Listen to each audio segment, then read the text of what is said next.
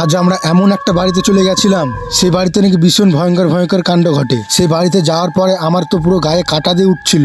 এক পরিবারের আত্মা সেই বাড়িতে নাকি এখনো বাস করে। কখনো কখনো নাকি সেই বাড়িতে টালি ভেঙে পড়ে, সেই বাড়িতে বিভিন্ন রকমের জিনিস ভেঙে ভেঙে পড়ে। বাড়িটা দেখে যা ভাবলাম বহু বছর ধরে কোনো মানুষ যাতায়াত করে না।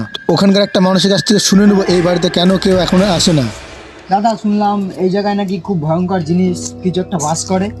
এখানে গত 10 বছর আগে এক পরিবার বাস করতো। তো কিছু দুষ্কৃতী লোক এসে তাদেরকে, তার বউ ছেলে মেয়েকে মেরে এবং তাকে গলায় দড়ি দিয়ে ঝুলিয়ে রেখেছিল। তারপর থেকে এখানে রাতে তো আসাই যায় না। বিকেল সন্ধে গড়ার পরে এখানে ভয়ানক আওয়াজ পাওয়া যায়।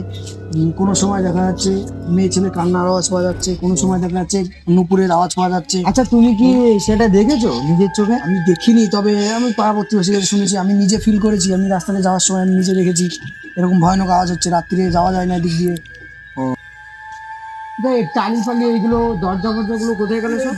দরজা বুঝতেই পারছেন, এতদিন ধরে পুরনো বাড়ি, টালি ফালি তো থাকার কথা না। এখানে কেউ তো আসতেই পারে না যে এটা মেরামত করবে, মেরামত করে থাকার মতো নেই।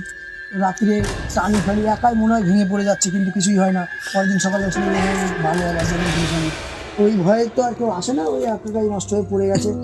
আর ভয়ানক ব্যাপার তো সবাই বুঝতেই পারছেন যে এরকম জায়গায় কে আসবে, কারোর সাহসে বলায় না কেউ আসে।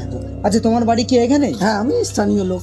শুনে যা ভাবলাম এই বাড়িতে সেই আত্মা তার পরিবারকে নিয়ে এখনো বসবাস করে। এইগুলো শুনে তো আমার ভীষণ গায়ে কাঁটা দিয়ে উঠছিল। তারপর বেশি দেরি না করে আমরা বাড়ির দিকে চলে আসি। গাইস, তোমরা কি চাও সেই বাড়িতে আমরা রাত্রিবেলায় প্রবেশ করি? যদি চাও কমেন্ট করে জানিও।